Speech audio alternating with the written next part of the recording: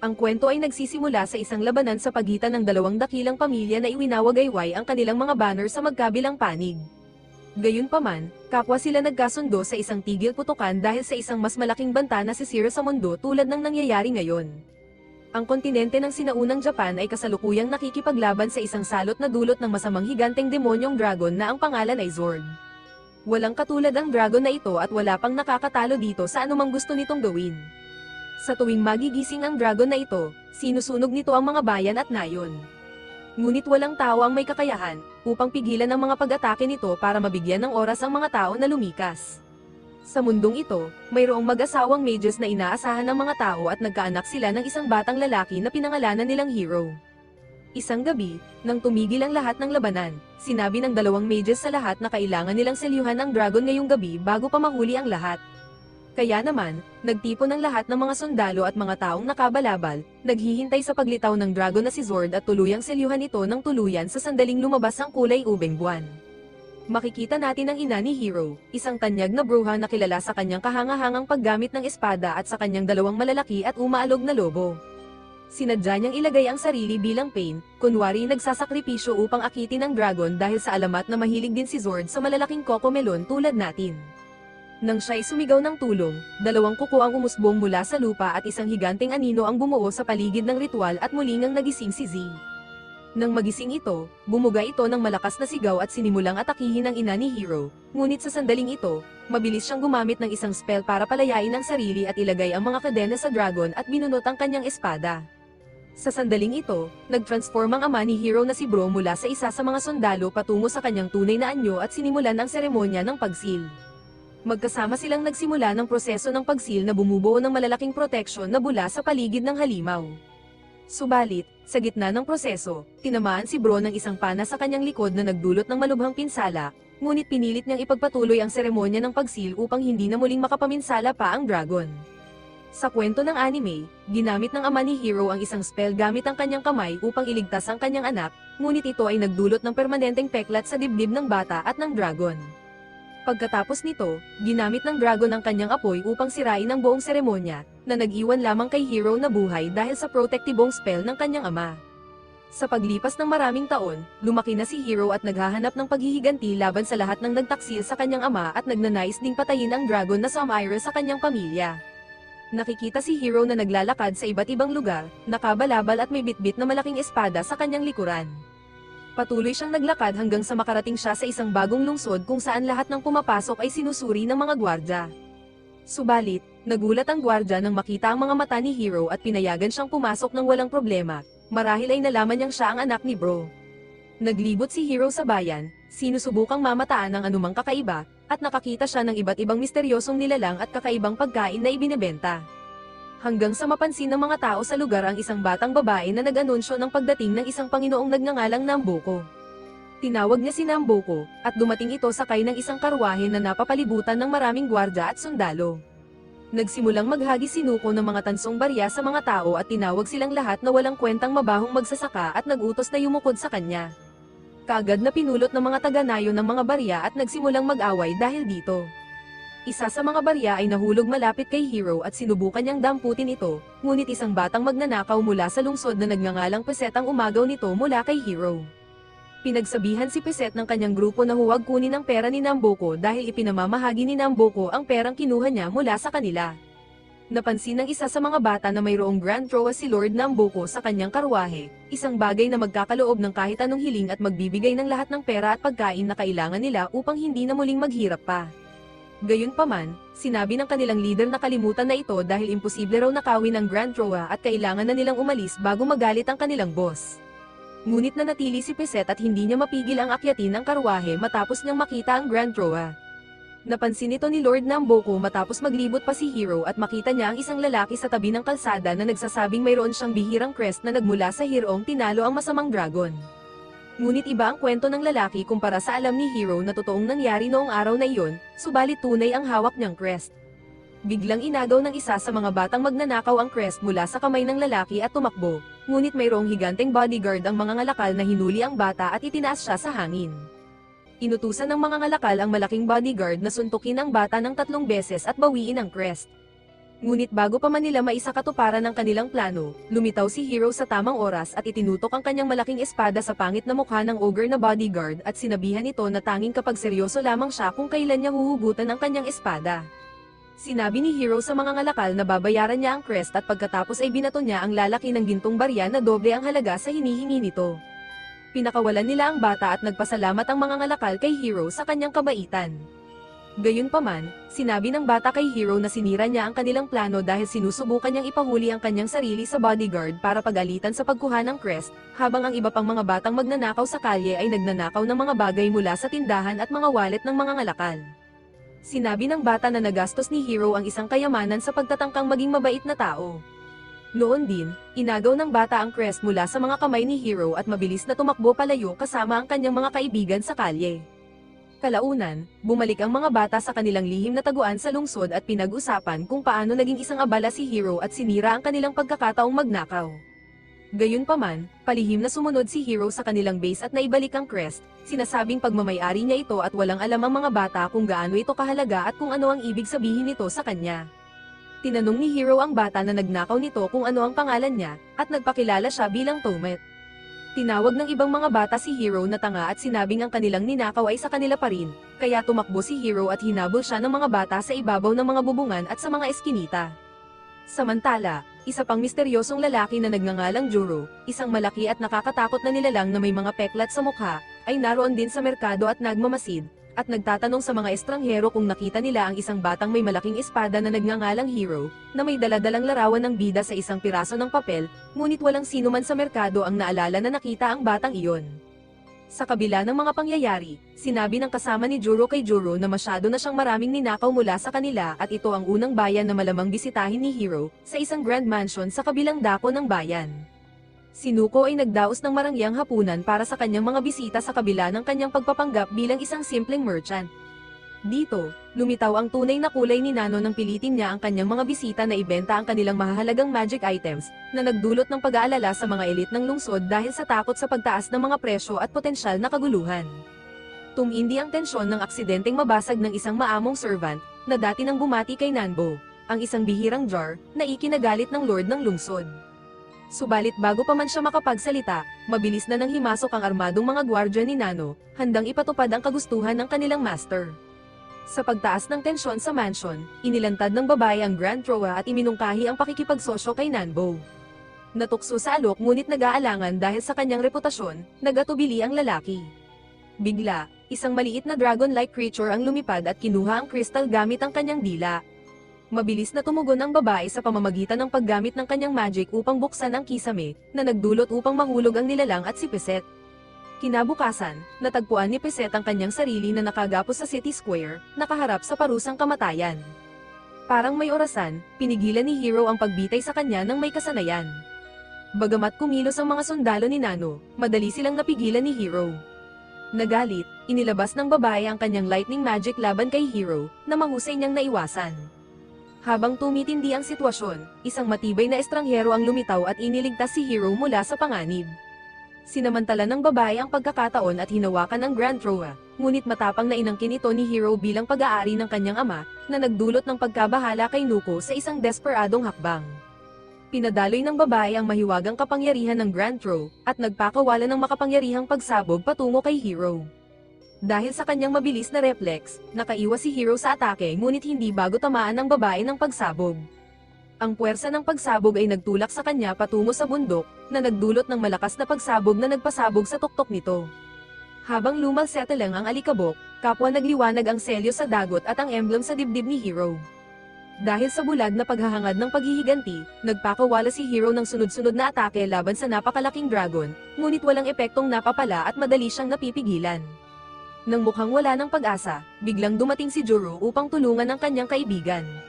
Napagtanto ng mga sundalo ang kanilang walang saysay na pagsisikap laban kina Dragon Zord, itinoon nila ang kanilang mga pana kina Hero at Juro sa desperasyon.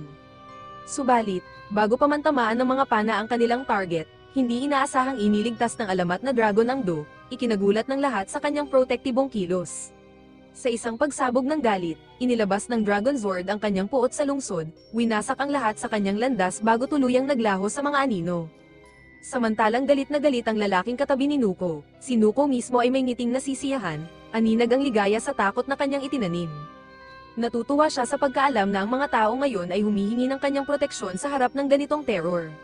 Pagkatapos, lumipat ang eksena sa hideout ng mga magnanakaw kung saan nakahandusay at walang malay si Hiro.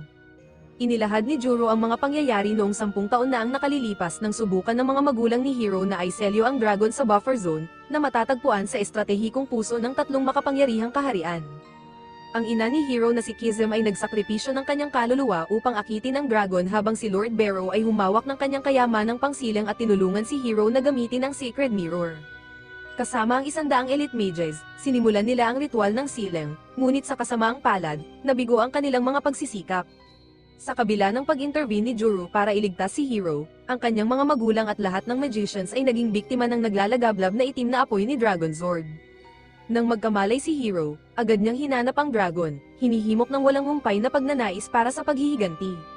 Sinikap ni Juro na pakalmayin siya, ipinahayag na 10 taon na niyang tinuturuan si Hiro at kinupkup siya. Samantala, minaliit ni Tomet ang bagong lakas ni Hiro, ngunit nanatiling matatag ang determinasyon ni Hiro. Tinanong niya si Tomet tungkol sa kinaroroonan ni Nano, ngunit binaliwala ni Tomet ang tanong. Inilarawan niya si Nuko bilang isang masamang arms dealer na nagdudulot ng hidwaan sa pagitan ng mga kaharian para sa pansariling pakinabang, namamanipula ang mga merkado at nagpapabangkarote sa mga merchant sa pamamagitan ng kanyang kalakalan sa Magic Stones. Desididong bawiin ang Grand Troa, itinuon ni Hiro ang kanyang pansin sa paghahanap kay Nanbo. Lumipat ang eksena kay Sharu, na labis na nababahala sa pag-alis ni Nano at naghahanap ng kal-iwan.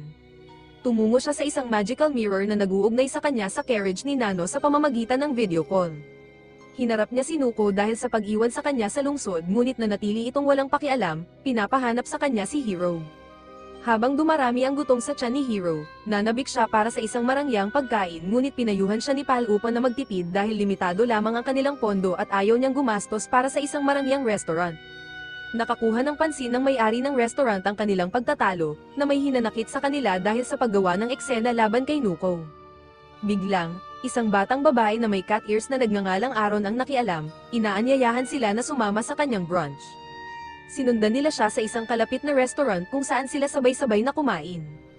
Naintrigue si Aaron sa naunang gulo sa City Square, kaya siya ay nagkaroon ng conclusion tungkol sa pagkakakilanlan ni Hiro bilang anak ni Lord Barrow, na nag-iwan ng kaba kay Hiro at sa iba pa.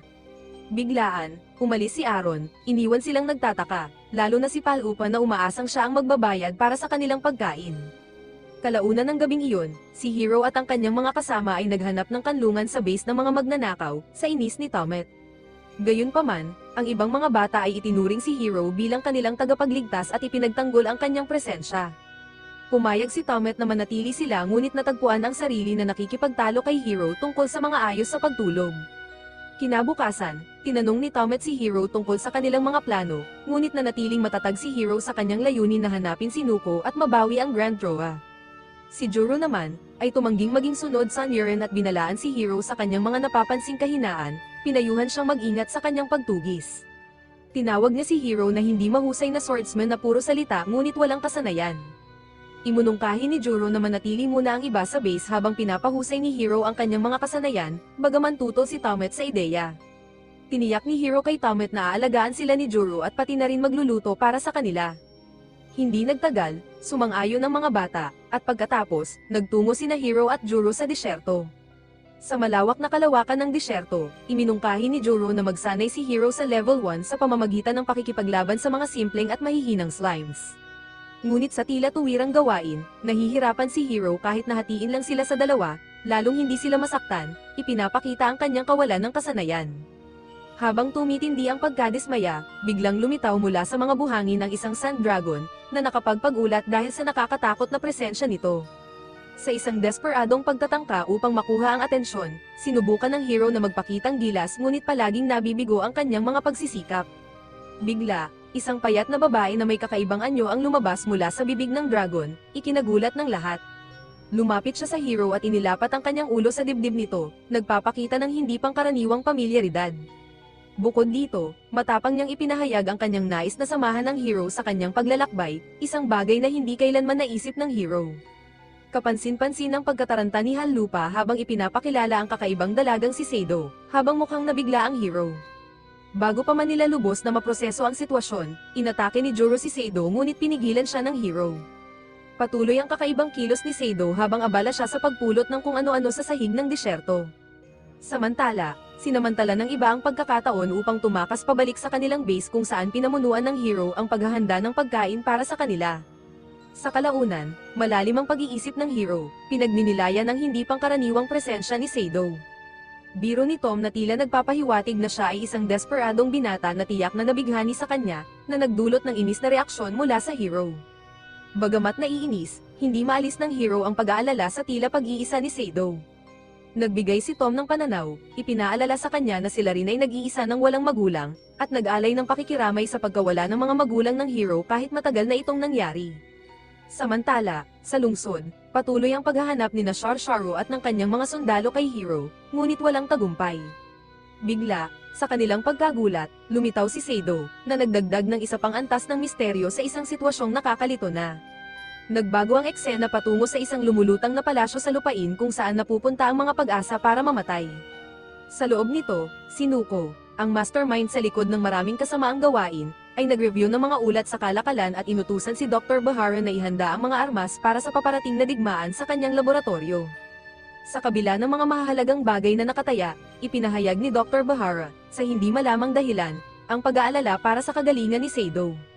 Nang gabing iyon, misteryosong lumitaw si Seido sa base ng mga magnanakaw, ikinagulat ng lahat.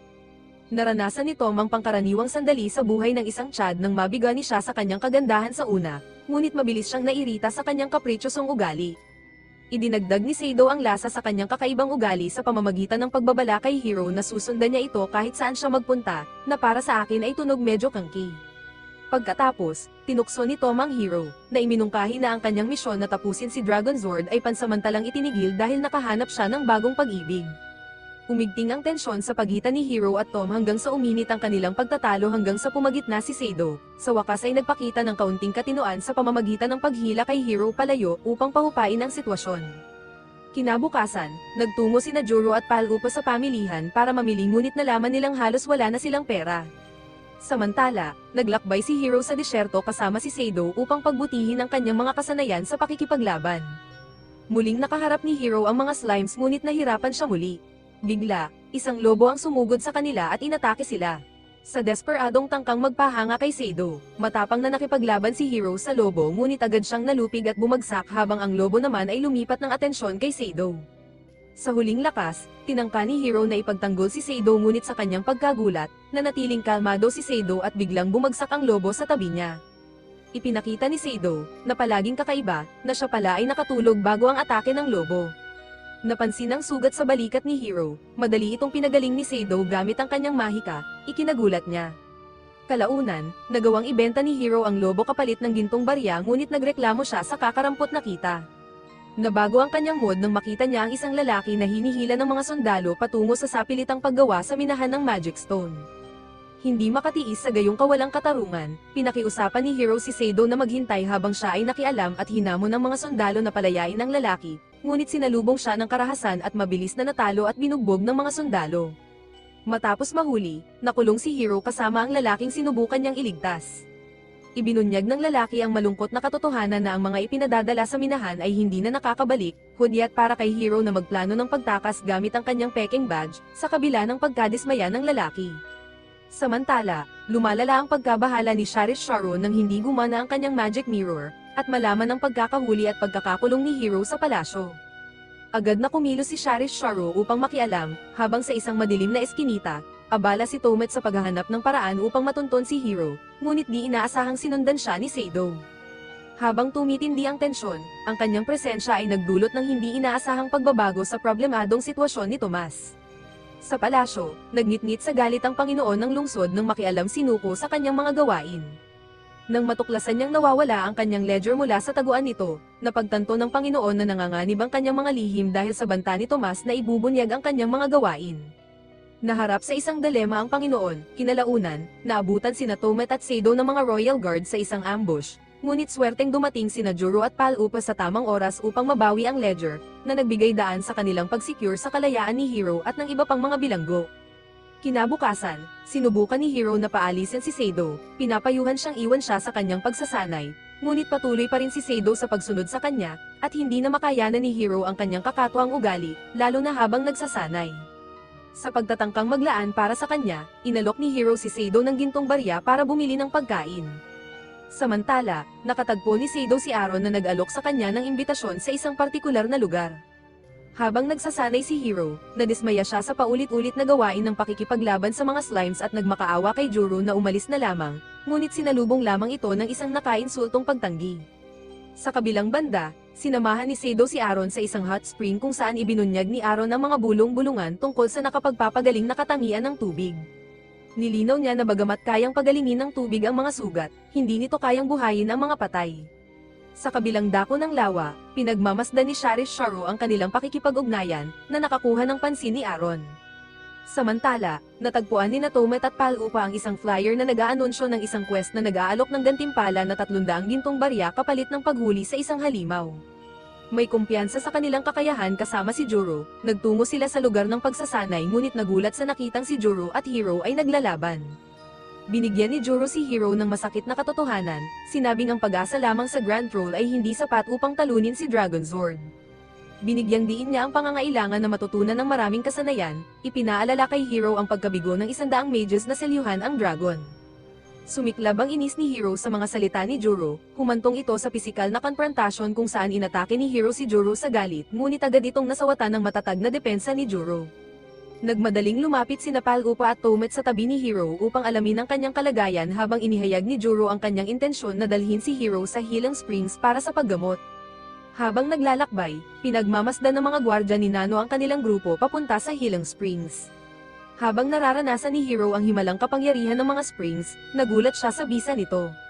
Samantala, natukoy ni Sharish Sharo ang presensya ni Hiro at nagutos. Sinabi ni Juro kay Hiro na ang kanilang paglalakbay ay higit pa sa pagsasanay. Maraming gawain ang nakaabang at kailangan ni Hiro na magpakita ng hindi matitinag na determinasyon upang magtagumpay. Sa isang senadoryas ni Shasharo, nagising ang mga sundalo at pinalaya ang higanteng octopus, na nagdulot ng kaguluhan habang nananalasa sa lugar at nadakip si Seido sa kanyang landas. Mabilis na umalis si Aaron, iniwan ang eksena habang naghahasik ng lagimang halimaw, umaatake sa lahat sa paligid nito kahit na si Sharish Sharo mismo. Sa isang matapang na hakbang, sumugod si Juro at tinalo ang halimaw, nagligtas sa araw. Samantala, hinanap ni Hiro si Seido at natagpuan siya sa tabi ng lawa. Ramdam ang kanilang sandaling magkasama, maingat na binigyan sila ng privacy ni Palupa at Tomet sa pamamagitan ng pag-alis ng kanilang pansin sa iba pang bagay. Matapos mapakalma ang halimaw, dinala nila ito sa bayan ngunit natuklasan nilang ang paunang anunsyo ay isang panlilinlang na inorkestre ni Shahasharo upang mahuli si Hiro. Hindi nagpatinag, bumuo sila ng plano na ibenta ang halimaw sa mayayamang mamimili, umaasang makakalikom ng pondo para sa paghahanap ni Hiro ng armadura. Subalit, ang nais na armadura ay masyadong mahal, kaya napilitan silang magkasya sa mas murang chainmail. Kinabukasan, nagpaalam si Hiro sa mga bata, handa nang simulan ang kanyang paglalakbay. Nagulat si Tomet sa lahat nang ipahayag niya ang kanyang intensyong sumama sa grupo sa kabila ng pagtutol ng kanyang mga kaibigan. Desidido na makuha ang Grand Troa, nangako si Hiro na babalik at umalis na may bagong determinasyon. Sa kanilang paglalakbay, nakatagpo nila si Aaron na nagbunyag na si Sharish Sharo ang nasa likod ng insidente ng halimaw noong nakaraang araw. Nagpahayag siya ng kagustuhang sumama sa kanilang grupo at nag-alok ng mapa na nagpapakita ng kinaroroonan ni Nano sa lupain kung saan napapawi ang mga kahilingan. Subalit, isang gaaman siyang babae at ipinaliwanag na ibibigay lamang niya ang impormasyong ito kung papayagan siyang sumama sa kanila. Si Hiro, na kilala sa pagiging kuripot at medyo many okis, ay agad na pumayag dahil mas mabuti nga namang magkaroon ng higit sa isang kaalyado sa grupo, lalo na kung magagandang kababaihan. Habang nagpapatuloy sila, nakaharap nila ang isang malaking hadlang sa anyo ng isang napakalaking ibon, kung saan nagtago sina Tomet, Aaron, Seido, at Palupa sa likod ng isang bato. Sinubukan ni Hiro na umatake sa ibon ngunit nalagi siya sa panganib, na mabilis na nailigtas ni Juro sa tamang panahon. Kinilala ni Juro ang panganib at iminungkahi na gugulin nila ang gabi sa kalapit na gubat upang iwasan ang karagdagang pag-atake mula sa ibon. Nang gabing iyon, habang nagtitipon sila sa paligid ng apoy, kapansin-pansin ang pagkawala ni Seido na pumunta upang kumuha ng tubig. Sinamantala ni Hiro ang pagkakataon para sa isang pribadong sandali at nagboluntaryong hanapin siya. Natagpuan niya si Seido sa tabi ng sapa, samantala, sa palasyo, ipinakita ni Nuko ang kanyang mga armas sa mga potensyal na kliyente, kasama ang kanyang pinakabagong likha. Nasiyahan sa demonstrasyon, binili ng mga kliyente ang sandata gamit ang mga kristal. Hindi alam ni Nuko, nasaksihan ni Shasharo ang transaksyon sa pamamagitan ng kanyang magic mirror ngunit biglang sumama ang kanyang loob nang malaman niya ang tungkol sa pag-atake ng ibon kay Hiro at sa kanyang mga kasama. Inihayag ni Nuko ang pag-iral ng malaking ibong kilala bilang Hokage, na nag-iwan kay Shisharo sa isang estado ng pagkabalisa. Sa kanyang pagtatangka na makiusap gamit ang kanyang kaakit-akit, mariing iniutos ni Nuko kay Mumo na hanapin si Hiro at binalaan siya na kung mabaygo siya ay itatakwil niya ito. Samantala, habang patuloy na naglalakbay si Hiro at ang kanyang grupo, muling sumunod ang Hokage mula sa itaas habang sila ay papalapit sa salt field. Bigla, lumitaw si Shahasharo at ang kanyang mga sundalo, nagsagawa ng sorpresang pagsalakay kay Hiro at sa kanyang mga kasama. Binuhay nila ang tatlong nakakatakot na golems at pinakawalan ang mga ito sa grupo. Naghanda si Jero na harapin ang mga golems sa labanan habang si Hiro, na hinihimok ng bigla ang ugat, ay dali-daling lumapit kay Shasharo sa isang kalagayang puno ng galit. Gayunpaman, naging kapahamakan ang kanyang padalos-dalos na kilos dahil gumanti si Sharo gamit ang kanyang mahikang kidlat, na nagdulot kay Hiro na agad bumagsak. Walang pag-aatubili sa kalagayan ni Hiro, sumugod si Jero at nakipaglaban sa mga sundalo at golems gamit ang kahangahangang kasanayan at liksi. Sa kabila ng kanyang mga pagsisikap, hindi epektibong nakaganti si Hiro at tuluyang nawasak ang kanyang espada dahil sa walang humpay na pag-atake ni Sharashu. Sa isang desperadong hakbang, ginamit ni Palupa ang kanyang mahika at tinawag si Mumo, isang rabbit-like na babae na kilala sa kanyang pagiging bukas sa suhol. Lumitaw si Mumo mula sa isang mahiwagang kahon at sa isang biglaang pagbabago ng mga pangyayari, inihagis ni Palupa sina Seido at Tomet sa kahon, sa pag-aalala ni Tot para sa iba. Sa kabilang banda, naipit si Hiro sa walang tigil na pag-atake ni Sharshu, kasama si Jero na dumating upang tulungan siya. Habang tumitindi ang labanan, nayanig ang lupa sa ilalim ng lakas ng kanilang mga banggaan, at nahuli si Jero sa malakas na mahika ni Shu.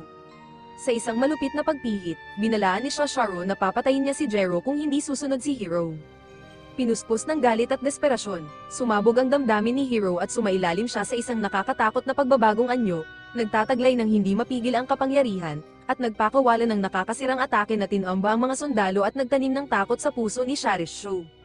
Gayunpaman, sa gitna ng kanyang pagwawala, humina ang kanyang lakas, naguluhan ang kanyang isip, at siya ay bumagsak, nawalan ng malay. Nang magkamalay si Hiro, nakaharap siya kay Nanbo at sa kanyang mga tauhan, ngunit ang kanyang mahinang kalagayan ay nag-iwan sa kanya na naguguluhan at hindi sigurado sa kanyang kapaligiran. Mga alaala ng isang kakaibang pananaw habang siya ay walang malay ay kumislap sa kanyang isipan.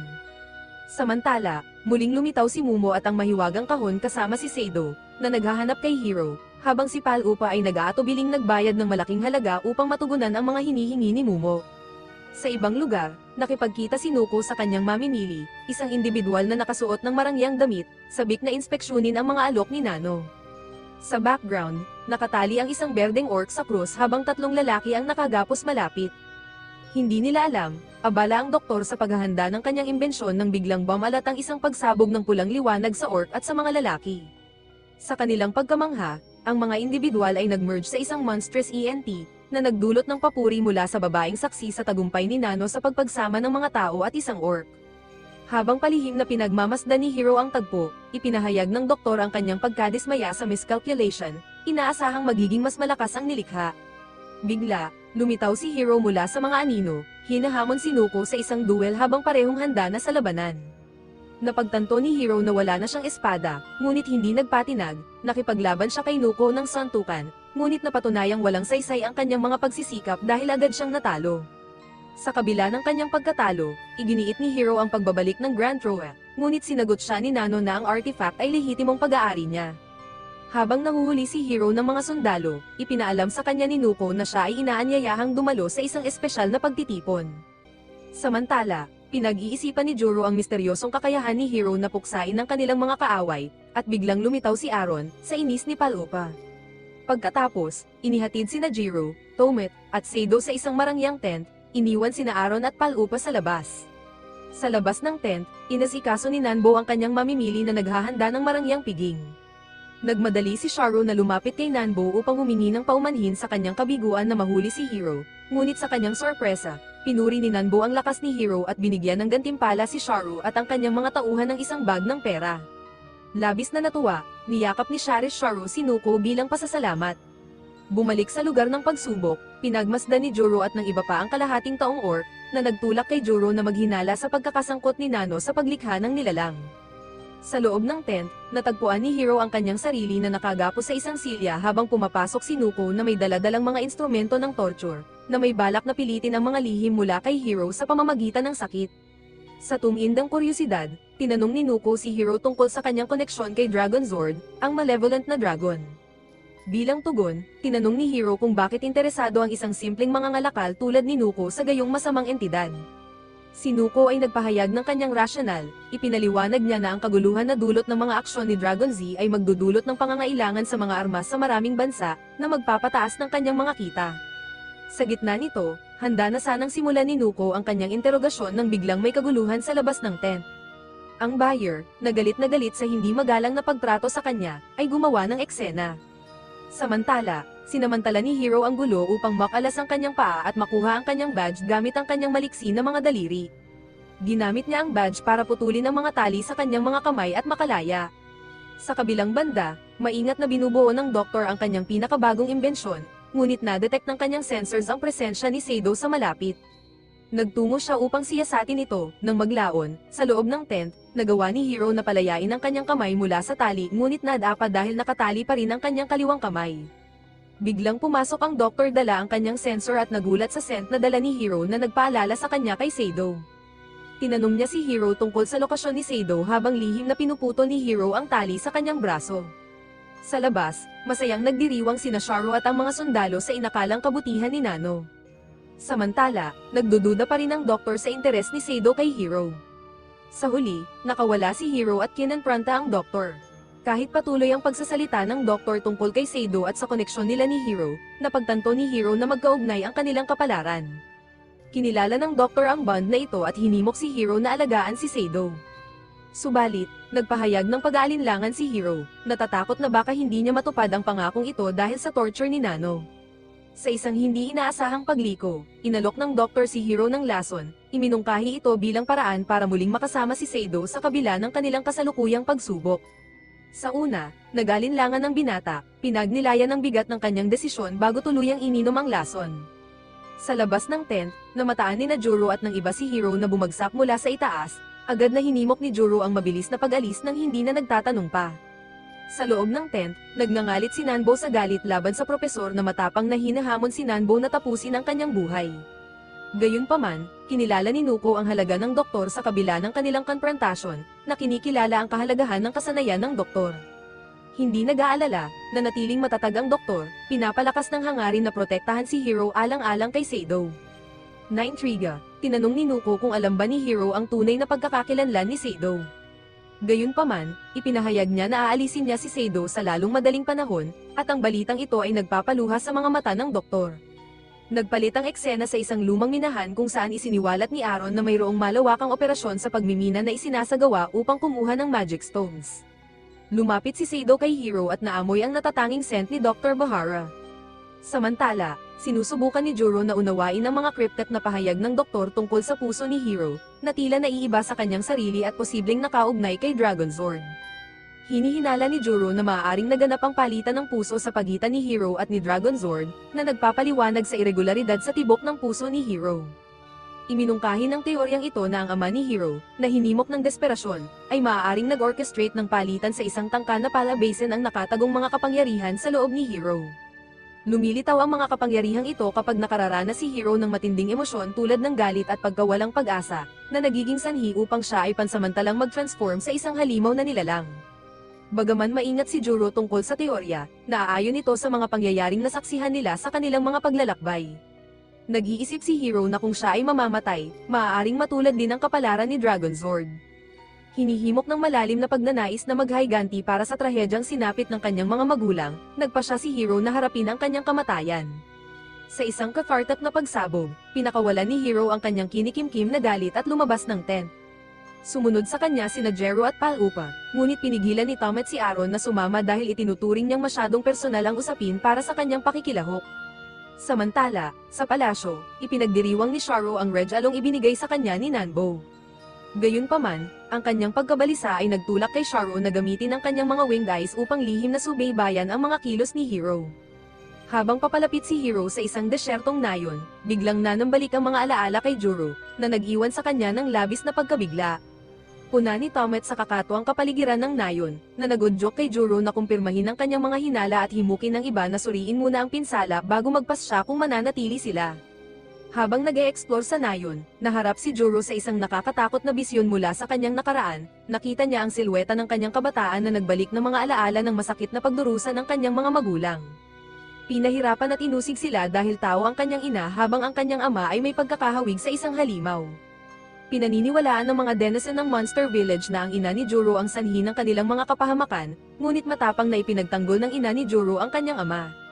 Sa isang makabagbag damdaming sandali, tinawag siya ng kanyang ama, na naghatid ng walang hanggang aral na ang tunay na bayani ay hindi kailanman tatalikod sa marangal na adhikain. Sa kasamaang palad, hindi makatarungang binitay ang mga magulang ni Juro na magkasama, na nag-iwan ng malalim na marka sa kanyang psyche. Sa ibang bahagi ng nayon, nagpapatuloy si Tomek sa kanyang paggalugad at natagpuan ang mga tambak ng mga walang buhay na katawan. Sa itaas niya, isang nagmamasid na halimaw ang nag-obserba sa kanyang mga kilos at bigla ang umatake. Napuno ng mga alaala mula sa nakaraan si Juro, na naalala ang mga bayanihang aksyon ni Barrow na nagligtas sa kanya, at ang malambing na sandaling unang nakita niya si Hiro noong sanggol pa lamang ito. Biglang tumakbo si Tomek papalapit sa kanila, hinahabol ng isang pangit na pagsasanib ng mga tao at orcs. Sa kabila ng lumalaking banta, humakbang si Hiro upang harapin ang halimaw, ngunit napagtanto niyang wala na pala siyang espada. Sa bilis at kawastuhan, kumilos si Juro na iwinasiwas ang kanyang espada upang harangin ang pag-atake ng halimaw at protektahan ang kanyang mga kasama. Kinilala ni Hiro ang kanyang sariling kahinaan at pinaalalahanan si Juro na hindi pa siya lubusang nakaka-recover mula sa kanyang nakaraang pagsubok habang muling itinoon ng halimaw ang atensyon nito kay Hiro. Hinimok siya ni Amet na gamitin ang kanyang anyong Dragon Sword para sa depensa, ngunit sa kabila ng kanyang pagsisikap, nahihirapan si Hiro na mag-transform, na nag-iwan sa kanya na vulnerable sa pag-atake ng halimaw sa isang mapagpasyang sandali. Sa gitna ng tumitinding panganib, muling nakialam si Juro nang ang halimaw ay maglunsad ng mapaminsalang atake kay Hiro. Mabilis na iniligtas siya at agad na pinatumba ang nakakatakot na kaaway. Samantala, nakipagkita si Aaron kay Sharo para makipag-usap sa masamang mga ngalakal. Sa huli, lumabas na isang taksil si Aaron nang ipaalam niya kay Nuko na si Hiro ay may puso ni Dragon Sword. Sa simula, hindi pinaniwalaan ng mga ngalakal ang kanyang sinabi, ngunit ipinaliwanag niya na trabaho niyang ipamahagi ang mahalagang impormasyon kapalit ng pera. Bilang resulta, nagbigay si Nuko ng mamahaling bagay kay Aaron at kalaunan, tinawag niya si Sharo upang utusan itong patayin si Hiro sa masiglang nayon ng Roanoke. Sa kabila ng pagiging nasa gilid ng bayan, nabighani si Tomet sa buhay na kapaligiran ng nayon. Ipinaliwanag ni Palupa na umuunlad ang nayon dahil sa estratehikong lokasyon nito. Ipinahayag ni Hiro ang kanyang hangarin na bumili ng bagong espada, ngunit iminungkahi ni Juro na ibenta muna ang buwaya bago gumawa ng anumang pagbili, pinaalalahanan si Hiro na maging maingat sa kanilang pinansyal. Habang lumalalim ang gabi, nagtanong si Tomet tungkol sa kanilang mga plano para sa susunod na araw, hinihimok ni Juro ang pangangailangan para sa ilang pahinga habang abala siya sa pag-aaral ng mapa at pagpaplano ng kanilang paglalakbay sa kanyang silid. Nakipag-usap si Hiro kay Juro upang unawain ang kanyang asal sa nayon kanina, at tiniyak sa kanya ni Juro na ginagampanan lamang niya ang kanyang tungkulin na protektahan si Hiro, bagaman nadama ni Hiro na maaaring may iba pang iniisip si Juro. Sa hating gabi, biglang lumitaw ang kaguluhan nang bumagsak ang isang monstrous na anino sa nayon, nagdulot ng kaguluhan at pagkasira. Habang lumilitaw ang tunay na anyo nito, sumulpot si Dragon Sword na may nakamamatay na aura na nagbabanta sa lahat ng makakasalubong nito. Sa galit sa pinsalang naidulot, handang harapin ni Hiro ang nilalang ngunit muli siyang pinigilan ni Juro na nagbabala ng pag-iingat. Gayunpaman, habang naglulunsad ang halimaw ng isa pang atake, lumilitaw na ito ay hindi ang tunay na Dragon Sword. Bigla na lang, lumitaw si Sharo at ibinunyag na ang monstrous entity ay imbensyon ni Dr. Bahara Sado. Dali-daling inalerto ni Sado ang kanyang mga kasama na ang tunay na banta ay hindi sina Dag at Zord. Samantala, sa palasyo, pinagmamasdan ni Dr. Bahara at Nanbo ang nagaganap na labanan, habang ipinahahayag ng doktor ang kanyang kumpiyansa sa kanyang plano na manipulahin si Hiro habang si Juro ay nahuhuli ng shadow monster na si Shahash. Inilunsad ni Sharo ang pag-atake kay Hiro gamit ang kanyang lightning-infused umbrella, na nagdulot ng pagkabahala kay Dr. Bahara nang marealize niya ang kahalagahan ng koneksyon ni Hiro kay Sado. Sa gitna ng kaguluhan, nanatiling walang pakialam si Nuko, nakatuon lang sa pag-akit kina Dag at Zord. Si Shiro, na labis na naapektuhan ng pag-atake, ay bumigay sa takot at galit sa loob niya, na nagising ang natutulog na kapangyarihan ng dragon sa kanyang forma. Ang kanyang unleashed fury ay nagpadala kina Shara, Sharu, at kanilang mga kasama sa ere, na ikinamangha ni Tomet at Sarata. Habang nakikipagbuno si Hiro sa kanyang panloob na gulo, si Juro ay nalulo ng anino ngunit nailigtas ni Aaron sa tamang oras. Naglaho si Sharish Sharu sa eksena habang ang tunay na Dragon Zord ay lumitaw sa harap nila. Si Hiro, ngayon ay kontrolado ang kanyang dragon form, ay aksidenteng tinamaan si Juro ng kanyang espada, na nagdulot ng matinding sakit kay Seido. Ang lakas ng panloob na kapangyarihan ni Hiro ay nagpabasag sa lahat ng salamin sa silid ni Nano, na senyales ng lawak ng kanyang unleashed energy. Sa huli, nakabawi si Hiro sa kanyang katinoan at unti-unting nawala si Dag-ano. Napagtanto ni Buo na para mahuli sina Dag at Zord, kailangan muna niyang mapigilan si Hiro, habang nakahandusay si Juro sa lupa. Habang nagmamasid si Hiro kay Juro na walang malay sa hostel, sumama si Seido sa kanya, nag-aalok ng tahimik na suporta. Sa kusina, ipinahayag ni Pal-upa ang kanyang hindi pagkakontento sa lasa ng pagkain kanyang hinanda. Biglang nagising si Juro, na nagdala ng ginhawa kay Hiro. Sa kabila ng kanyang paggaling, napansin ni Juro ang amoy ng pagluluto ni Pal-upa at pinahalagahan ang kanyang pagsisikap. Mabigat ang pakiramdam ni Hiro sa kanyang pagkakasala sa pag-atake kay Juro, ngunit pinawi ni Juro at Pal-upa ang kanyang alalahanin sa pamamagitan ng pagtiyak sa kanya na ang kanyang dragon form, hindi ang kanyang tunay na sarili, ang umatake kay Juro. Gayunpaman, lubos na naapektuhan si Hiro ng insidente, nalulungkot sa pinsalang natamo ng kanyang kaibigan. Lumalaki ang pag-aalala ni Hiro habang ipinapaliwanag ni Seido ang mga panganib ng pagpapagaling sa mga sugat ni Juro at ang posibleng panganib na lubusang malamon ng kanyang dragon form. Ang takot na mawala ang kanyang humanity sa dragon sa loob niya ay nagdudulot ng matinding takot kay Hiro. Iminungkahi ni Juro na humingi ng gabay kay Master Theo, sa paniniwalang maaari siyang magkaroon ng pananaw sa kanilang sitwasyon, ngunit muling nawalan siya ng malay. Samantala, sa ibaba, nagtatalo sina Pal-upa at Mumo tungkol sa mahal na gamot na kinakailangan upang gamutin ang kondisyon ni Juro. Ibinunyag ni Mumo na ang gamot ay nangangailangan ng bihirang sarapura herbs, na nagpapababa ng kanilang pag-asa sa mas murang alternatibo. Iminungkahi ni Tomas na bumalik sa The Healing Springs ngunit natatakot si Pal-upa na baka hindi ito sapat upang iligtas ang buhay ni Juro. Sa puntong ito, lumitaw si Aaron na may solusyon, nag-aalok ng direksyon patungo sa mga herbs sa Kururuara Canyon. Sa kabila ng pagmamadali ni Hiro, ibinahagi ni Aaron ang lokasyon, nagbibigay ng sinag ng pag-asa habang naghahanda ang grupo sa kanilang paglalakbay upang iligtas si Juro. Habang naglalakbay sina Hiro at Seido patungo sa Kururuara Canyon, ipinahayag ni Hiro ang kanyang frustration sa distansyang kanilang kailangang lakbayin. Pinapagaan ni Seido ang kanyang loob, binanggit na maayos ang kanyang kalagayan sa kabila ng haba ng paglalakbay. Bumalik sa hostel, malungkot na ipinaalam ni Aaron sa grupo ang lumalalang kondisyon ni Juro. Kinakalkula ni Pal-upa ang kanilang pinansyal na limitasyon habang ipinahayag ni Tomet ang kanyang lumalaking hinala kay Seido. Napansin niya ang kakaibang ugali ni Seido, kasama na ang kanyang kakulangan ng gana habang naglalakbay. Nadagdagan ang pagdududa ni Tomet dahil sa tila napapanahong paglitaw ni Seido at ang kanyang kaugnayan kay Dr. Bahara, na naglilingkod sa interes ni Nano. Bukod pa rito, napansin ni Tomet na bihirang ngumiti si Seido, na nagdaragdag sa kanyang pagdududa. Samantala, nakarating na sina Hiro at Seido sa Kururuara Canyon kung saan umaasa silang makahanap ng mga bihirang herbs na kailangan upang iligtas ang buhay ni Juro. Sa canyon, nakaharap sina Hiro at Seido sa isang higanteng palaka na bigla na lang lumitaw at umatake sa kanila. Mabilis na kumilos si Seido, itinulak palayo si Hiro upang iligtas siya sa panganib habang sinisikap nilang iwasan ang nilalang. Ang kanilang pagtakas ay nahadlangan ng biglaang pagbuhos ng ulan, ginagawang madula siyang terrain sa kabila ng mga hadlang. Nakita ni Seido ang isang sarap Furia plant at buong determinasyong lumapit dito. Samantala, sa hostel, ibinahagi ni Aaron ang nakakabahalang balita sa grupo na plano ni Nuko na patayin si Hiro. Nalaman niya ito sa pamamagitan ng isang communication device. Nagtataka si Pal-upa sa mga motibo ni Nano sa pag-target kay Hiro, at iminungkahi ni Aaron na maaring may kinalaman ito sa koneksyon ni Hiro kay Dragon Zord. Habang hirap si Hiro na makuha ang sarap Furia sa nagbabagong hugis na burol, lalong naging komplikado ang kanilang gawain dahil sa elusive Blue Tortoise.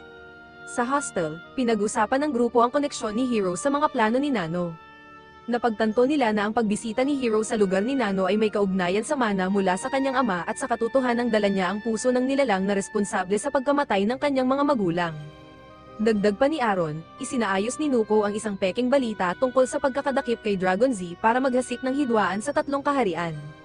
Nauunawaan ng grupo na ang maling impormasyong ito ay malamang magdudulot ng pagtaas ng mga order ng armas at armors, pati na rin ang pagtaas ng presyo ng magic stones dahil sa monopolyo ni Nano. Natatakot si Pal-upa na ang mga pangyayaring ito ay maaaring humantong sa isang digmaang saklaw ng kontinente. Samantala, patuloy na nahihirapan si Hero sa Glow Tortoise, at binalaan ni Aaron ang grupo tungkol sa mas mahirap na paglalakbay na naghihintay sa kanila. Sa kabila ng panganib, tumanggi si Aaron sa anumang gantimpala para sa kanyang impormasyon, humihingi lamang ng isang tasa ng tsaa bilang kapalit. Sa kanyan, matagumpay na nakuha ni Hero ang sarap Furia ngunit nang mahulog siya mula sa shell ng Glow Tortoise, sinalo siya ni Seido na nagdulot ng sandali ng ginhawa at ngiti sa kanilang dalawa. Pagbalik sa hostel, iprinisinta ni Hero ang nilutong sarapura kay Juro at nang kainin ito, lumitaw ang mahiwagang mga ilaw at nagbalik ang malay ni Juro. Sa labas ng silid, nagbahagi si Tomet ng nakakabahalang ulat sa iba. Ipinahayag niya na ang mga bata at ang bayan ay pinipilit na magmina ng magic stones, isang sitwasyong nagmumungkahi ng malapit na pagsiklab ng digmaan. Habang ipinagpapatuloy nila ang kanilang paglalakbay, ipinagtapat ni Tomat kay Pal-upa na nawalan siya ng tiwala kay Seido matapos makita itong umiiyak sa hostel noong nakaraang gabi. Mas naniniwala na siya ngayon sa misteryosang babae na kanilang nakasalubong kamakailan. Samantala, ipinahayag ni Tomat ang kanyang takot sa nagbabadyang digmaan at ang kanyang hangarin na makuha ang Grand Troa. Gayunpaman, ipinaalala sa kanya ni Juro ang kahalagahan ng paghahanap kay Master Theo. Bigla, lumitaw ang isang marangal na lalaki at agad na lumuhad sina Juro at Pal-upa sa harap niya. Ipinaalam ni Pal-upa na siya ay alipin ni Barrow at ipinakilala ang lalaki bilang si Master Theo. Ang pagdating ni Master Theo ay nagdala ng samot-saring emosyon habang mainit niyang binati si Seido, na nagdulot ng panibugho kay Hero. Sa kabila ng pansamantalang hindi pagkakasundo, ipinagpatuloy nila ang kanilang paglalakbay. Subalit, naging hamon para sa lahat ang manipis na hangin, na nag-iwan sa kanila na hinihingal. Napansin ni Master Theo ang kanilang paghihirap at binanggit na sina Barrow at Pal-upa, bilang kanyang mga disipulo, ay hindi kailanman nakaranas ng ganitong kahirapan. Humingi ng paumanhin si Lupa dahil sa kanilang kakulangan ng handog, habang magalang na inilatag ni Juro ang kanilang hangarin na pag-usapan ng isang mahalagang bagay kay Master Theo. Habang lalong lumalalim sila sa kuweba, ibinahagi ni Juro ang nakakabahalang realidad ng potensyal na pagbabago ni Hero sa isang dragon. Mataman na nakikinig si Master Theo, at sa kanyang presensya ay bumubukal ang karunungan. Sa isang kilos, ipinatawag niya ang isang makapangyarihang enerhiya na nagpapakita ng soul-destroying flames, katulad ng nakakasirang atake ni Dragon Z. Inilahad ng matandang lalaki ang trahedyang kasaysayan ng nabigong silang ritual at ang mahalagang papel ng puso ni Dragon Zord na ngayon ay tumitibok sa loob ni Hero. Sa kabila ng kanyang malawak na kaalaman, inamin ni Master Theo na kulang siya sa gabay sa bagay na ito. Nakikibaka sa kanyang mga emosyon, nagsalita si Hero na may halong pagkabigo sa kanyang boses. Hinarap niya si Master Theo tungkol sa kanyang kawalan sa seremonya ng silang at tinanong kung bakit hindi siya nakialam upang tulungan ang kanyang mga magulang. Ang sandaling ito ng konfrontasyon ay puno ng tensyon habang hinahanap ni Hero ang mga sagot sa mga katanungang gumugulo sa kanya. Ipinahayag ni Master Theo ang kanyang malalim na karunungan habang ipinaliwanag niya ang kawalang kakayahan na selyuhan si Dragon Zord kahit pa naroon siya. Inanyayahan niya si Hero na sumabak sa isang paglalakbay ng mahiwagang pagsasanay, kinikilala ang potensyal nito na makatulong sa kanya sa pakikibaka sa kanyang anyong dragon.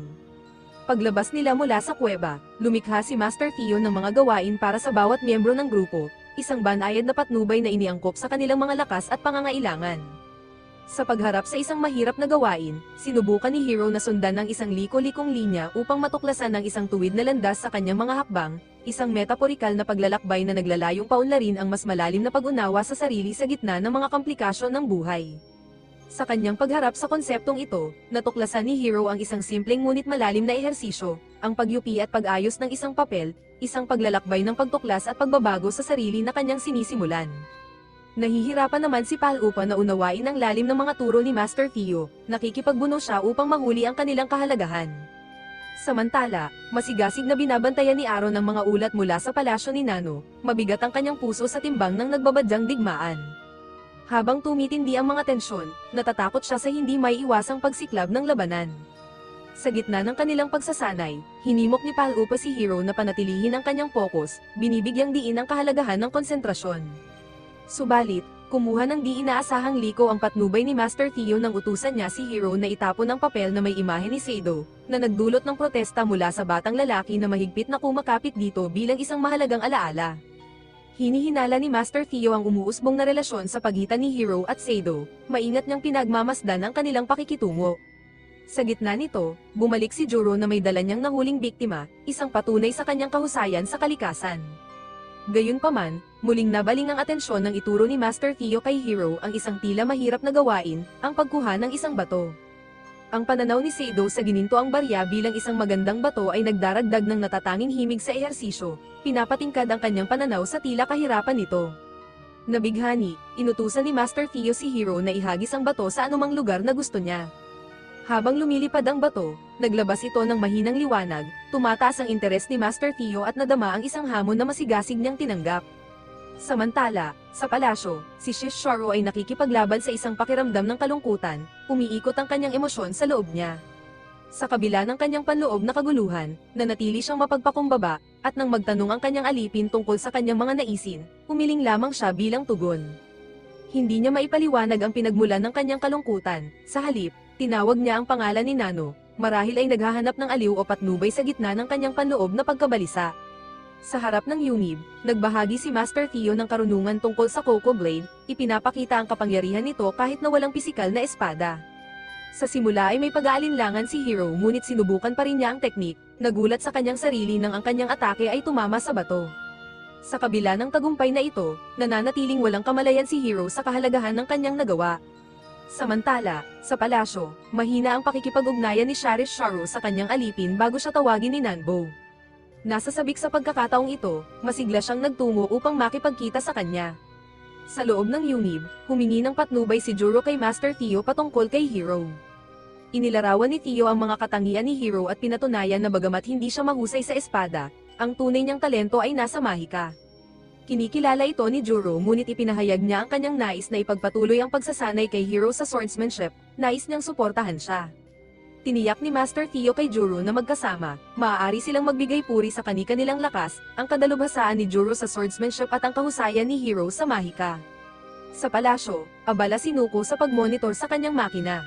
Pagdating ni Shisharo, ipinaalam sa kanya ni Nanbo na mayroon siyang ipapagawa sa kanya, na nagdulot ng pagdududa sa isa sa mga sundalo sa labas ng yungib. Sa loob naman, inutusan ni Master Theo si Hiro na iposisyon ang sarili, ngunit ang batang mandirigma ay pagod at frustrado. Hinamon siya ni Theo na gamitin ang Coco Blade, at nangakong siya ay gagraduate kung matagumpay. Inilunsad ni Hiro ang isang atake at nagkunwaring nasaktan si Theo. Sa kabila ng paniniwala ni Hiro na siya ay naging mahusay na sa swordsmanship, ipinagpatuloy nila ang kanilang paglalakbay nang hindi nila nalalaman na lihim na aktibo ni Master Theo ang isang magic barrier para sa depensa nang atakihin siya ni Hiro. Sa wakas, dumating sila sa Mort Desert at sa gitna ng kanilang paglalakbay, inatake sila ng isang Hawkeye ngunit matagumpay itong naitaboy ni Jiro. Gayunpaman, biglang bumagsak si Aaron, nahulog ang kanyang device. Nagdulot ito ng pagdududa nang marinig nilang nakikipag-usap siya sa kaaway, na humantong sa kanilang pagtanto na siya pala ang especially iya. Kinumprante siya ni Gero at umamin si Aaron na siya ay isang broker ng impormasyon na nagbebenta ng kanyang mga nalalaman kay Nanbo. Sa kabila ng pagtataksil, nagpa siya si Gero na hindi saktan si Aaron, naniniwalang hindi nito mapapalitan ang kanilang mga pagkawala. Iniwan nila si Aaron na mag-isa sa disyerto, ngunit nagbabala siya sa kanila tungkol sa malalang kahihinatnan na darating.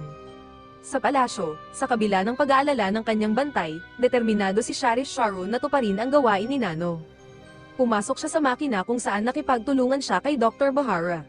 Samantala, habang lumulubog ang gabi sa Mort Desert, nagreklamo sina Hiro at ang kanyang mga kasama tungkol sa matinding temperatura. Pinaalalahanan sila ni Juro na kailangan nilang maghanda para sa 3 gabi sa disyerto kung saan ang temperatura ay malaki ang pagbabago mula sa nakakapaso sa araw hanggang sa nagyayelong gabi.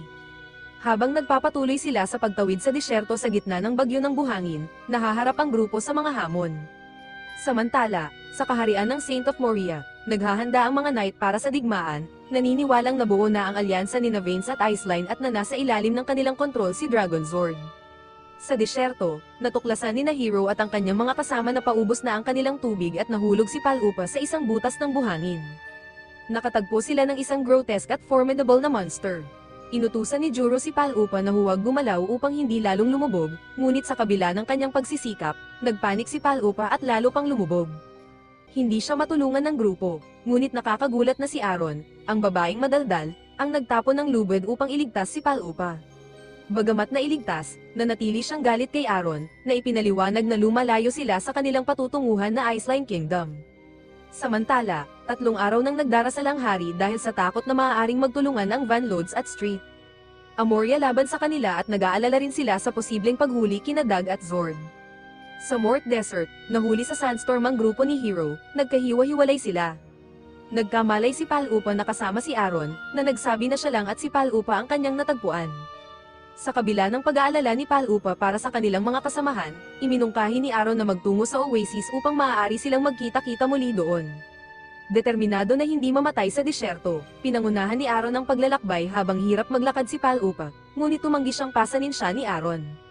Ipinagtanggol ni Aaron ang sarili, ipinaliwanag na nagbebenta lamang siya ng impormasyon sa mga handang magbayad ng mataas na halaga.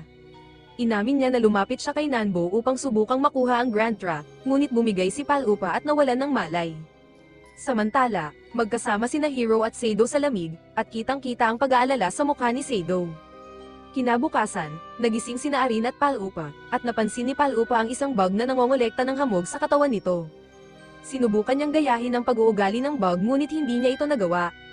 Samantala, nanginginig si Hero at desperadong nangangailangan ng tubig, hindi sigurado sa susunod na gagawin. Nakaamoy si Sado ng lawa malapit sa kanila dahil sa hangin at nagsimulang maghubad. Sa ibang lugar, buhat ni Juro si Tomet sa kanyang likod at nakita sina Aaron at Palupa sa malayo. Muling nagkasama-sama ang grupo nang makolekta ni Sado ang mga patak ng tubig sa kanyang katawan at inialok ito kay Hero, na sandaling naalala ang kanyang ina. Sa malayo, isang hokay ang matamang nakamasid sa kanila. Sa wakas, nakarating sina Juro at ang iba sa Oasis kung saan binigyan ni Juro ng tubig si Tom, na nakatulong upang siya ay magkamalay muli. Subalit, sandali lang ang kanilang kapayapaan dahil biglang lumitaw si Sharo sa kanyang fusion form at inatake si Sado at dinukot si Hero sa harap nila. Sa kabilang dako, patuloy na naghahanda para sa digmaan ang 3 kaharian. Nagising si Hero sa palasyo ni Nano kung saan ibinunyag ng mga ngalakal ng armas na balak niyang buhayin si Dragon Zord pagkatapos ng 10 taon. Hindi nagpaapekto si Nano sa galit ni Hero at lalo pa itong inasa, sinasabing ang Grand Tower ay nararapat lamang sa kanya. Sa matinding galit, binunot ni Hero ang kanyang espada at sinugod si Nano ngunit madali itong naharangan ng kaaway. Napagtanto ni Hero na hindi madali ang pagtalo kay Nano katulad ng kanyang inaakala habang ibinubunyag ni Nano ang katotohanan tungkol sa trahedyang naganap 10 taon ang nakalipas. Lalo pang umigting ang galit ni Hero at tumanggi siyang tanggapin ang pagtanggi ni Nano sa insidente ng pagpapalit ng puso, iginiit na ang kanyang ama, si Lord Barrow, ang gumawa ng desisyon. Sa kabila ng kanyang galit, muling sinugod ni Hero si Nuko ngunit agad siyang natalo at itinapon pabalik sa malupit na disyerto. Mabigat ang loob ni Hero dahil sa pagbubunyag ni Nano at sa kanyang kabiguan, pinipilit niyang unawain ang katotohanan habang hinahanap ni Juro at ng iba pa sina Hero at Sado. Gumamit si Aaron ng kanyang device upang makinig, umaasang makakakuha ng anumang pahiwatig. Bigla nilang narinig ang tinig ni Sado, tinatawag si Hero. Sumunod sa tunog, natagpuan nila si Sado na tumutugtog ng mga tambol upang subukang tawagin ang dragon. Sa kanilang pagkagulat, lumitaw ang dragon at nilamon si Sado. Nagdulot ito ng panik sa grupo, at muntik nang atakihin ni Juro ang dragon sa kanyang pagkabalisa. Gayunpaman, nakapagpakalma si Sado sa kanila, tiniyak na ang dragon ang magdadala sa kanila kay Hero. Naalala ni Palupa na unang lumitaw si Sado kasama ang isang dragon, lalo pang pinapalalim ang misteryo sa kanyang katauhan. Habang sakay ng dragon, lumipad sila patungo sa palasyo ni Nano. Samantala, sa loob ng palasyo, sinigurado ni Nuko na kumpleto ang lahat ng paghahanda. Plano niyang pagsamahin ang sealing treasure sa kanyang device, naniniwala na magbibigay ito sa kanya ng dominion sa buong mundo. Gayunpaman, kinikilala niya na ang pagkamit ng layuning ito ay nangangailangan ng sakripisyo ng lahat ng magic power sa buong realm. Hindi natitinag sa laki ng gawain, determinado si Nuko na makita ang kanyang ambisyon na matupad, kahit na nangangahulugan ito ng malaking sakripisyo. Pagdating nila sa mansyon ni Nano, sinalubong si Sado at ang iba pa ng isang estruktura na kahawig ng palasyo ng Dark Lord. Ipinapaliwanag ni Aaron ang kasaysayan sa likod ng palasyo, detalyado ang tungkol sa dating ruler na si Gies at ang kanyang pagkatalo sa kamay ni Hero Dalhalbart. Sa kabila ng wasak nitong estado, nagtataglay pa rin ng makapangyarihang mahika ang palasyo, na ngayon ay ginagamit ni Nanbo. Hindi sila nakaligtas sa pansin pagdating nila, agad silang inatake paglapag, at napatay ang dragon. Napalibutan ng mga gwardya, kailangang mabilis na magplano ang grupo para makaiwas sa pagkahuli. Nakatakas si Juro at ang iba bago sila matuklasan, ngunit hindi sila sigurado sa susunod nilang hakbang. Ibinulgar ni Dr. Bahara ang nakakagulat na katotohanan na si Seido ay isang magic puppet na nilikha sa ilalim ng utos ni Nano. Labis na nagulat si Palupa sa rebelasyong ito, ipinaliwanag pa ng doktor na ang paglikha kay Seido ay nakaugnay sa trahedyang Baloa, kung saan inilagay ni Nuko ang Dragon Blood Crystal sa kanyang katawan. Subalit, dahil hindi pinahalagahan ni Nuko ang kagandahan ni Seido, iniutos niya ang pagwasak sa kanya. Sa desperadong pagnanais na mabuhay, nagawa ni Seido na palamigin ang lawa ng magma at nakatakas siya sa kanyang nalalapit na kamatayan. Napaharap sa mahirap na sitwasyon ng grupo nang makaharap nila sina Nuko at Sharisharu sa silid na may higanteng kristal. Sa kabila ng mga babala at pakiusap ni Hiro na umalis, tumanggi ang kanyang mga kaibigan na iwan siya. Sa pagpapakita ng kanyang pagiging walang pag-iimbot, inialok ni Seido ang kanyang sarili bilang kapalit para sa pagpapalaya kay Hiro. Ngunit, ibinunyag ni Nuko na kailangan niya pareho sina Seido at Hiro para maisakatuparan ang kanyang malawak na plano. Sa pagsapit ng solar eclipse na nagtatapon ng anino sa Balboa, umabot sa rurok ang makasalanang plano ni Nano kasabay ng pagtatagpo ng mga celestial event. Layo ni Nanbo na gamitin ang lahat ng naipong magic power para pagsamahin ang mga sundalo mula sa tatlong kaharian sa asensya ng Dragon Z, lumilikha ng isang monstrous na entidad na mas nakakatakot pa kaysa sa masamang dragon mismo. Samantala, nagsara ang sphere na nakapalibot sa mansyon ni Nano, na ikinulong ang lahat sa loob. Napagtanto ni Sharisharu ang paparating na panganib at ipinadala niya ang lahat ng naipong magic power kay Dr. Bahara, umaasang ililigtas siya ni Nuko.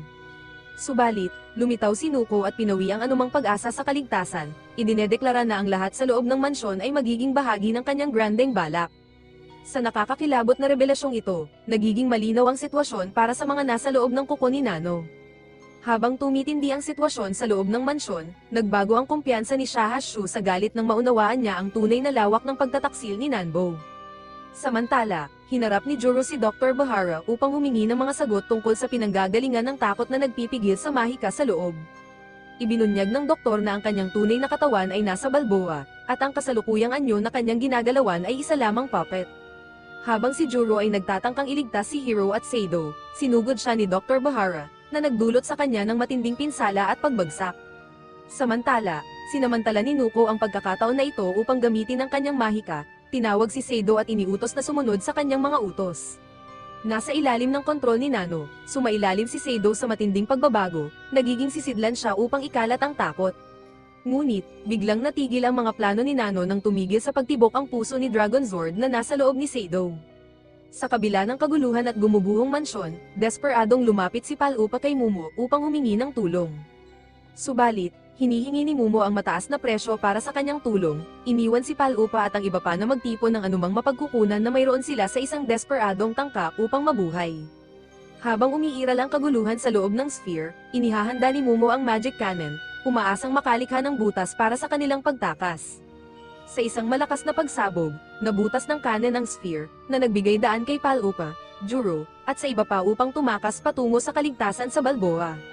Samantala, sa Balboa, nakatayo si Hiro sa bingit ng pagbabagong anyo sa isang dragon, isang mahalagang hakbang sa plano ni Nano na tawagin ang Dark Lord. Galit sa sitwasyon at sa manipulasyong kanyang dinanas, inilunsad ni Hiro ang isang pag-atake. Subalit bago pa man niya masaktan si Seido o mailabas ang kanyang buong lakas, dumating si Juro at ang natitirang grupo, na nanghimasok upang paghiwalayin ang dalawa at pigilan ang karagdagang labanan. Habang lumalapit si Juro para lapitan sina Hiro at Seido at pigilan ang labanan, hinarang siya ni Shahasharu, na kahit nasa bingit na ng kamatayan sa kamay ni Nano, ay nanatiling tapat sa kanya at handang sumunod sa kanyang mga utos ng walang pag-aalinlangan. Pinagmamasdan ni Nuko ang nagaganap na labanan sa pagitan ni Hiro at Sarat na may baluktot na kasiyahan, nakikita ang kagandahan sa hidwaan sa pagitan ng dalawang individual na itinali ng tadhana. Habang pinipigilan ni Seido si Hiro at pinipigilan siyang makapinsala pa sa kanya, kanyang pinigilan siya at malakas na ipinako sa lupa, sa kabila ng pagnanais ni Juro na tulungan si Hiro. Pinigilan ni Sharo si Hiro mula sa paggawa ng mapaminsalang hakbang at muntik na siyang makatanggap ng fatal blow mula kay Sharo mismo. Bigla, itinulak palayo si Sharo ng isang di nakikitang puwersa, at lumitaw si Dragon Zord na nagbigay proteksyon kay Hiro mula sa pinsala. Nasaksihan ni Nuko ang pag-activate ng kanyang magic reactor at ang paglitaw ng Dragon Zord, at tuwang-tuwa siya sa mga pangyayaring nagaganap. Sinubukan ni Anduko na ikulong si Dragon Z sa Grand Trolla, balak niyang pag-isahin ang kanyang sarili sa Dragon gamit ang Magic Reactor bilang fuse. Nagsimula ang proseso ng fusion at isang malakas na daloy ng enerhiya ang nagmula sa Baloa, senyales ng pagsisimula ng fusion. Ngunit, sa halip na gamitin ang mga sundalo tulad ng plano, pinili ni Nuko na isakripisyo ang kanyang sarili para makumpleto ang fusion kay Dragon Zord. Nakita ni Dr. Bahara ang hindi inaasahang kilos ni Nano at naunawaan niya ang malubhang sitwasyon. Pinilit ni Hero na lumaban gamit ang lakas mula sa kanyang mga magulang at iba pang mga buhay na kanyang naabsorb, ngunit madali siyang natalo ni Nuko, na nagpadala sa kanya sa lupa. Sa kabila ng kanyang matapang na pagsisikap, bumagsak si Hero sa ilalim ng walang tigil na atake ni Nano. Ramdam ang kagyatan ng sitwasyon, hinimok ni Aon at Tomet si Dr. Bahara na kumilos at pigilan si Nano. Kinilala ng doktor ang bigat ng sandali at inutusan sila na kunin ang magical reactor at gambolain ang nagaganap na ritual. Habang nagkakamalay si Seido, natagpuan niya si Hero na nakahandusay at mahina habang naghahanda si Nanbo na ilabas ang pangwakas na hampas gamit ang tunay na kapangyarihan ni Dragon Zord. Samantala, kumilos agad sina Dr. Bahara, Aaron, at Tomet upang kontrolin ang mga reactor at simulan ang kanilang pagkasira. Sa kanilang napapanahong pagkilos, naantala ang balanse ng kapangyarihan, ginulo ang mga plano ni Nano.